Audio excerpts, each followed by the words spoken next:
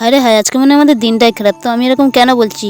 তো চলো ভিডিওটা শেষ পর্যন্ত দেখো। সো হ্যালো বন্ধুরা, আজকে আমরা এসেছিলাম জমিতে জল দিতে এসে দেখছি কারেন্টটা ঠিকঠাক করে লাগাচ্ছে। এখন পাইপটা লাগিয়ে দিচ্ছি। পাইপটা আমি একটু ধরে দিচ্ছিলাম, তো পাইপটা ধরে লাগানোর শেষ হয়ে গেছে। এখন পাইপের গায়ে রবার দিয়ে বেঁধে দিচ্ছে। এখন জল তোলা হচ্ছে পাইপটা অনেকটা নাড়াচাড়া করে জলটা প্রথমে ওপর দিকে তুলে নিচ্ছে। কিন্তু প্রথমে জল তুলছিলাম কিন্তু জল উঠছিল না, ভেবেছিলাম হয়তো খারাপ হয়ে গেছে, কিন্তু না, কাকা এসে বললো যে এখানটা চেক বলটা ফেটে গেছে, যেন চেক বলটা ঠিকঠাক করছিল। চেক বল ঠিক করতে করতে বলছিল যে না, চেক বল থাক, আমি অন্য একটা পাইপ নিয়ে আসছি বলে বাড়ি থেকে একটা পাইপ নিয়ে এসেছে।